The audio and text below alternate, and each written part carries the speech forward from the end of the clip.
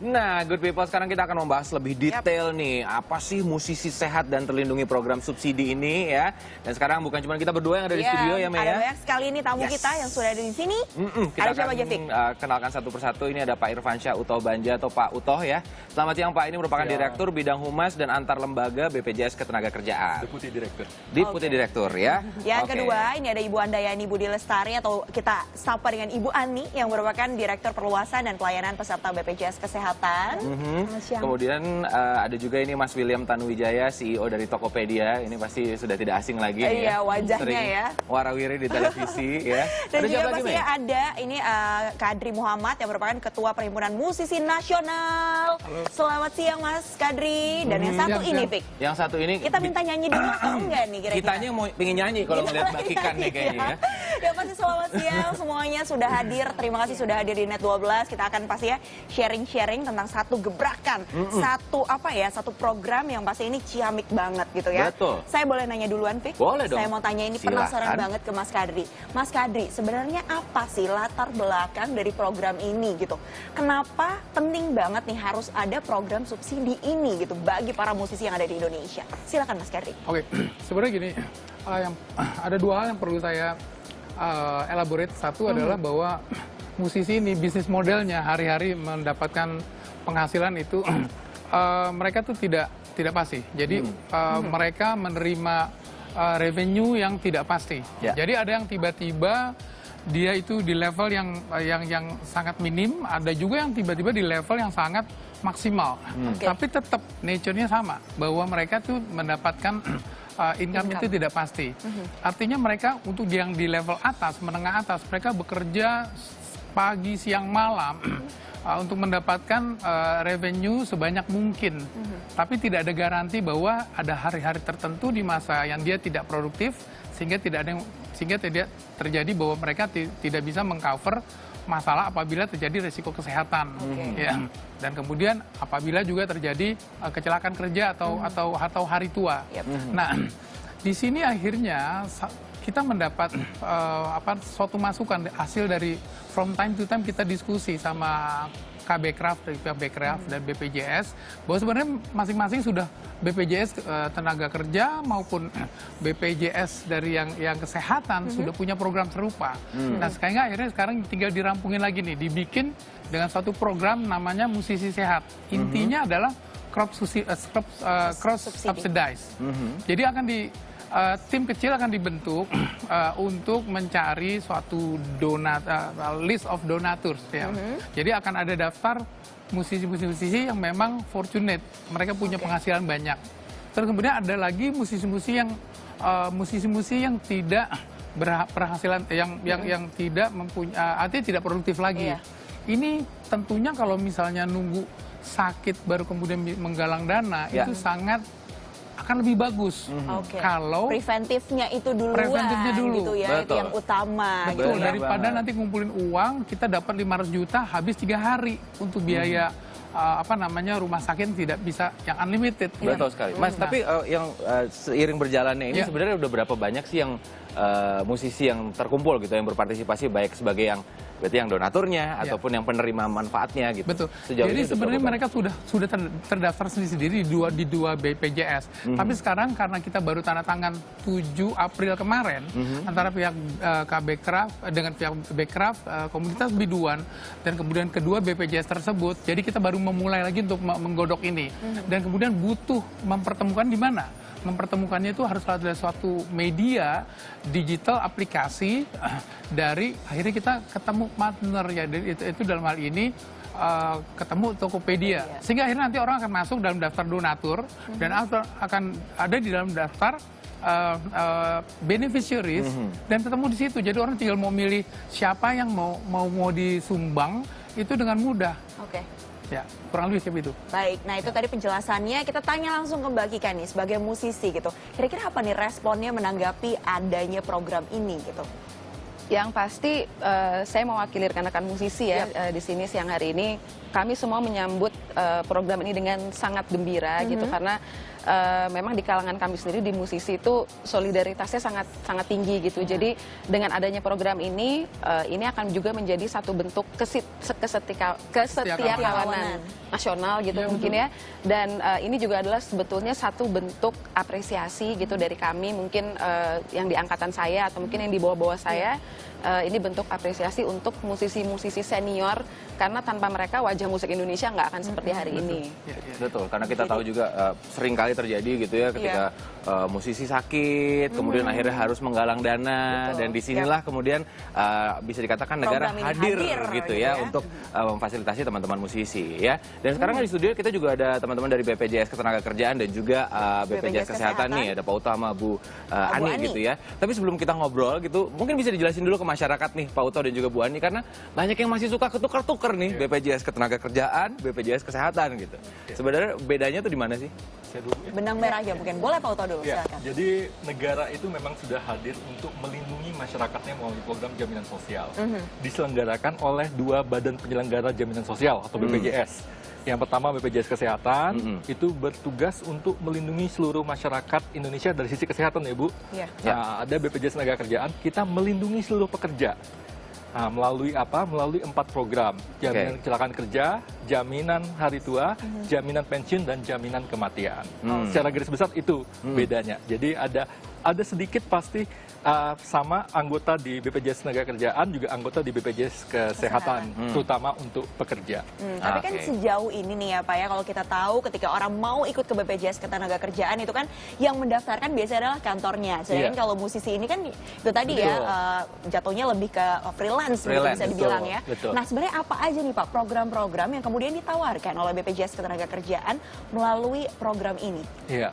Pertama kita mesti apresiasi dulu nih sama komunitas biduan yang sudah menggalang untuk bagaimana melindungi seluruh masyarakat musisi ya, masyarakat musisi untuk mendapatkan perlindungan jaminan sosial baik dari tenaga kerjaan maupun dari kesehatan. Kita bisa nyebutnya BPJS Ketenagakerjaan itu BPJS TK. BPJS TK. Nah, BPJS TK itu programnya tadi yang pertama jaminan kecelakaan kerja. Jaminan Itu hari kita tua. benar memastikan perlindungan pekerja mulai dari berangkat kerja di tempat kerja sampai kembali lagi. Termasuk perlindungan dalam perjalanan dinas dan penyakit akibat kerja. Kalau sampai perlu dirawat, diberikan pengobatan tanpa batas biaya di rumah sakit. Jadi sesuai kebutuhan medis, perlu perawatan, kita berikan perawatan. Selama tidak bekerja, mendapatkan santunan. Santunannya sebesar upah yang dilaporkan ke kita. Kalau amit-amit sampai meninggal kecelakaan kerja, itu mendapatkan santunan 48 kali dari upah yang dilaporkan. Kalau sampai cacat total, mendapatkan santunan 56 kali dari upah yang dilaporkan maksimal. Terakhir juga ada bantuan beasiswa. Itu untuk kecelakaan kerja. Untuk hari tua itu kita menyiapkan tabungan. Ketika nanti para pekerja ini nggak produktif lagi, mereka mempunyai tabungan untuk mulai kehidupan keduanya. Itu besarnya dari iuran yang dibayarkan ditambah hasil pengembangannya. Hasil pengembangannya di atas bunga deposito. Yang ketiga, jaminan pensiun. Nah, jaminan pensiun itu sama seperti pegawai negeri. Dapat ketika tidak bekerja lagi, dapat bulanan.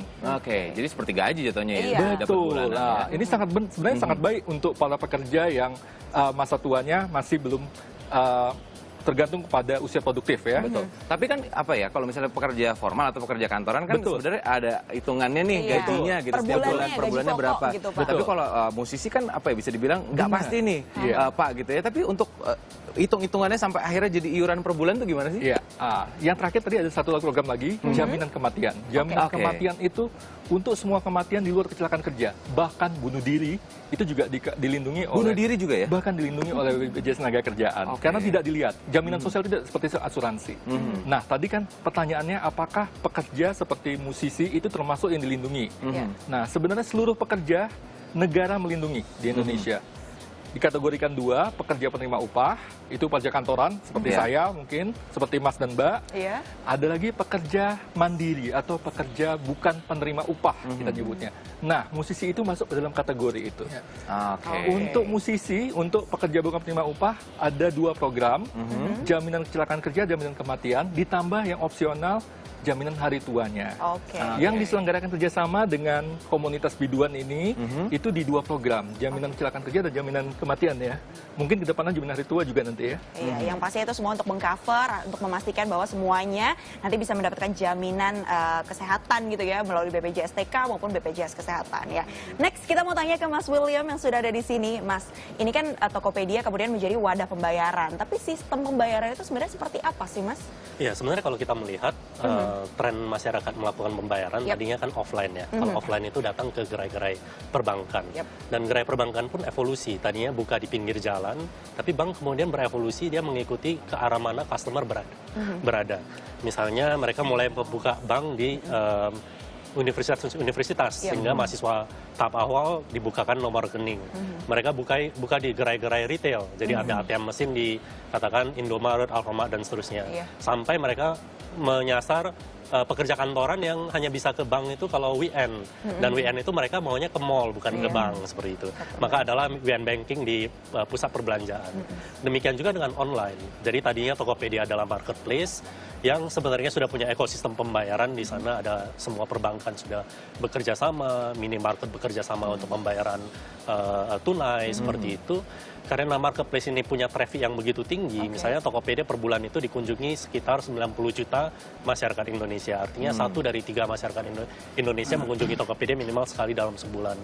Mulai Tokopedia ini dengan marketplace lain bekerja sama dengan mitra-mitra pembayaran, misalnya tadinya untuk bayar listrik, pulsa, sampai dengan layanan publik, termasuk dengan produk investasi, mulai dengan BPJS, tabungan emas, dengan pegadaian misalnya, sampai tabungan reksadana dan seterusnya.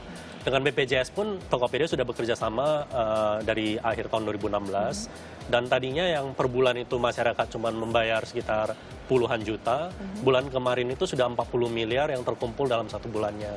Jadi total sudah 600 miliar yang terkumpul. Oke, berarti nanti sistemnya adalah dengan adanya nomor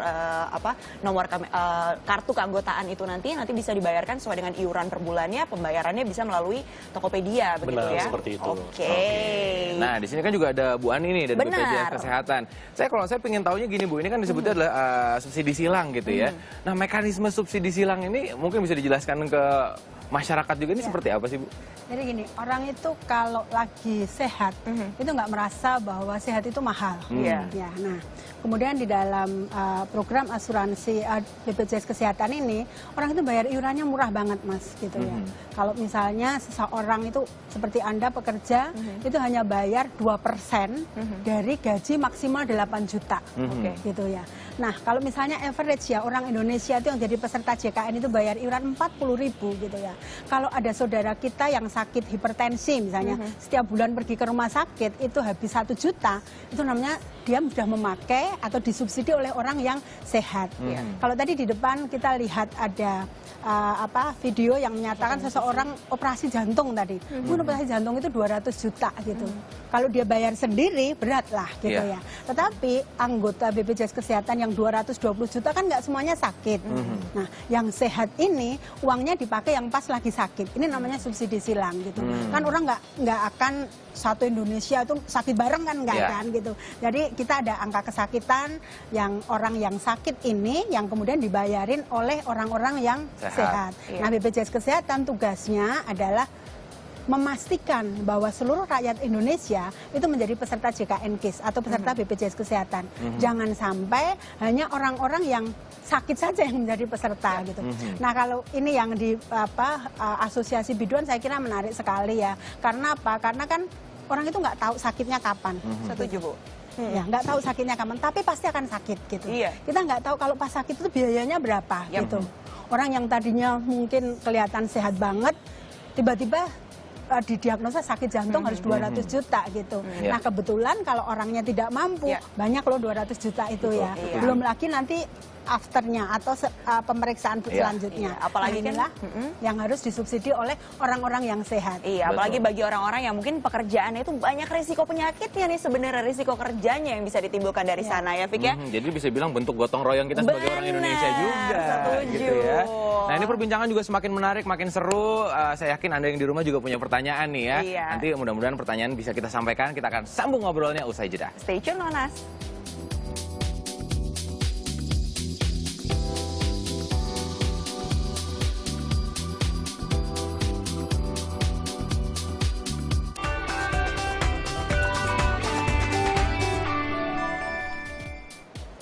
Yes, balik lagi di Net 12. Kita masih bersama teman-teman, ramai sekali di sini ya. Kita lanjut lagi ngobrol untuk membahas soal subsidi terhadap musisi ini. Mungkin sebelumnya ke Pak Uto dan juga Bu Ani nih dari BPJS TK dan juga BPJS Kes gitu ya.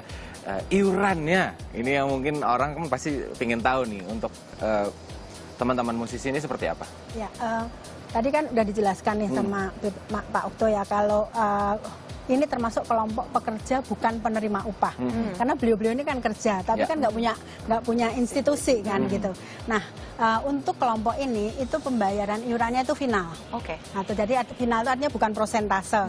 Kemudian ada 3 skema, kelas 1, kelas 2, kelas 3. Kalau kelas 1 itu 80.000 per orang per bulan. Kalau kelas 2 51.000 per orang per bulan. Kalau kelas 3 25.500 per orang per bulan gitu. Coba bayangkan Mas, bayar 25.500, tetapi kalau sakit bisa di cover. Nah, tadi disampaikan kalau gimana sih bisa membantu para seniornya, tadi kan sampaikan ya gitu. Kami sudah mempunyai sistemnya. Apakah ini akan dikelompokkan menjadi satu komunitas, misalnya komunitas biduan gitu ya. Komunitas biduan yang mampu ini akan ngiur, di mana yang mengelola. Kemudian nanti akan punya list-list siapa yang akan dibayar. Tinggal bayarnya 1 tahun gitu. Tapi bisa juga apa yang disebut dengan donation individu gitu ya. Seperti misalnya Anda ya, itu sudah jadi peserta JKN karena dibayarin karena pegawai gitu. Tetapi mungkin dulu sekolah di mana gitu ya. Ternyata dulu ibu kosnya belum jadi peserta JKN. Bisa kan terjadi kan, punya memori di sana atau punya teman atau yang buang sampah di rumah, itu juga bisa daftarkan dengan donation. Jadi Anda mintain KTP-nya gitu ya. Kemudian kita daftar, nanti Anda tinggal menyerahkan mau auto debit, apakah Tokopedia udah auto debit atau belum ya. Nanti begitu dari auto debit tersebut, kartu akan kita kirimkan kepada yang bersangkutan. Dia nggak akan bayar, nanti Anda yang akan bayar. Kitanya yang mendaftarkan yang nanti akan membayar terus setiap bulan gitu ya. Kita langsung beralih dulu ke Pak Uto nih Pak ya. Salah satu benefit yang didapat dari BPJS TK itu adalah jaminan hari tua. Nah, sementara musisi ini kan kita bisa bilang untuk waktu produktivitasnya atau usia produktifnya ini juga tidak pasti gitu Pak ya. Tidak seperti kita yang bekerja di kantoran ada jadwal pensiunnya nih ibaratnya begitu. Ini gimana Pak, perhitungannya seperti apa kalau dari BPJS TK? Pertama dari sisi iuran dulu. Dari sisi iuran di BPJS TK itu menentukan besaran santunan yang akan diberikan. Jadi besaran iuran kita itu untuk pekerja mandiri, untuk BPU itu dibagi untuk tadi per program. Untuk JKK kecelakaan kerja itu 1% dari upah yang dilaporkan. Balik lagi upah yang dilaporkan. Kalau untuk jaminan kematian itu dia fix di 6.800. 6.800 flat. Nah, untuk jaminan hari tua, dia 2% dari upah yang dilaporkan. Jadi balik lagi semuanya sesuai upah yang dilaporkan. Nah, waktunya Pak? Sebentar. Untuk kerjasama kita dengan komunitas biduan ini, yang digunakan kita iuran yang paling rendah itu di 16.800. 16.800 untuk JK per bulan, untuk JKK dan JHT setahunnya sekitar 201.600. Nah, itu tadi mendapatkan manfaat yang sampaikan sebelumnya, perawatan tanpa batas biaya, segala macam. Nah, untuk JHT seharusnya bisa menambahkan lagi sekitar 20.000 lagi, jadi bisa 36.800 untuk bisa mendapatkan JHT juga. Tadi pertanyaannya batas usia.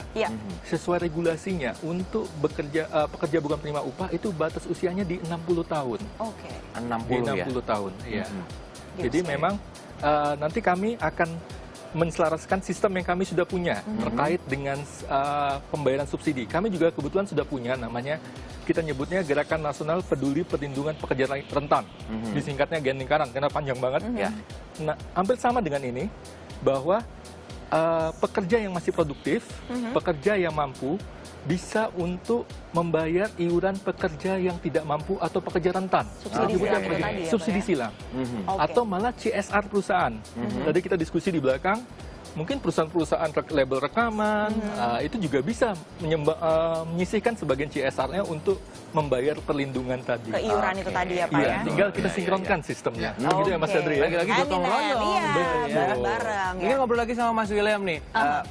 apa ya, dengan Tokopedia ini sebagai tempat untuk pembayarannya gitu, sebenarnya ada benefit yang akan didapatkan sama masyarakat itu? Iya, ada beberapa benefit ya. Pertama dari sisi fitur, itu ada fitur seperti reminder. Jadi orang-orang yang sudah melakukan pembayaran, bulan depannya sebelum tanggal jatuh tempo itu diberikan notifikasi pengingat, oh sudah saatnya untuk membayar kembali seperti itu. Kemudian kalau melihat orang sudah membayar rutin, itu ada juga fitur subscription atau berlangganan, auto debit saja setiap bulannya, nanti otomatis dibayarkan. Kemudian dari waktu ke waktu itu selalu ada promo-promo yang sifatnya untuk misalnya reaktivasi orang-orang yang telat bayar, tapi kali ini kalau dia bayar itu penalti ketelatannya itu tidak perlu dibayarkan seperti itu. Nah itu ada promo-promo yang berjalan, dan tentunya untuk semua pembayaran itu ada poin-poin sistem yang bisa dikumpulkan. Dan tentunya Tokopedia ini tadi dengan akses masyarakat yang begitu besar setiap bulannya, sampai 90 juta masyarakat, ini bisa dipakai sebagai fungsi untuk edukasi dan aktivasi. Jadi contohnya dengan komunitas biduan pun Tokopedia tahun kemarin bekerja sama ketika ada musibah menimpa Indonesia di Palu Donggala. Jadi saat itu komunitas biduan melakukan gala konser untuk menggalang waktu dana. Itu di Kemang Village ya Pak ya? Iya, dan Tokopedia menjadi salah satu wadah untuk menggalang dana dari masyarakat. Saat itu pun dengan semangat gotong royong tadi terkumpul 18 miliar. Jadi memang kombinasi itu yang Tokopedia bawakan untuk menjadi nilai tambah dalam program ini.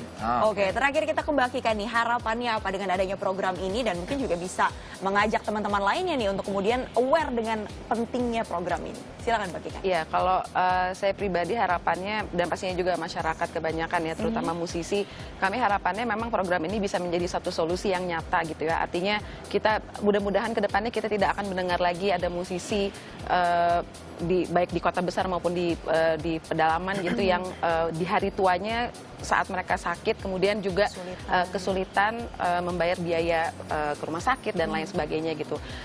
Ini tentu saja juga jadi satu cerminan bahwa orang Indonesia itu sebetulnya solidaritasnya itu tinggi gitu. Terbukti dengan hari ini ada Pak Uto dari BPJS Ketenagakerjaan, ada Bu Ani dari BPJS Kesehatan, dan juga Pak William dari Tokopedia. Kita semua di sini sama-sama duduk bareng dan mudah-mudahan ini bisa jadi satu solusi yang nyata seperti yang saya bilang tadi. Amin. Thank you so much. Terima kasih sudah hadir di Studio Net 12 hari ini. Dan itu tadi ya, prinsip gotong royong dan juga preventif. Jadi jangan sakit dulu, tapi harus buru-buru untuk terdaftar di memiliki jaminan kesehatan. Setuju, Vic? Setuju banget. Ya, seru banget obrolan hari ini. Mudah-mudahan sudah tersampaikan ya, dan bermanfaat untuk Anda yang lagi nonton ya. Jangan kemana-mana karena Net 12 akan kembali lagi usai jeda. Terima kasih teman-teman Terima kasih Pak sudah hadir.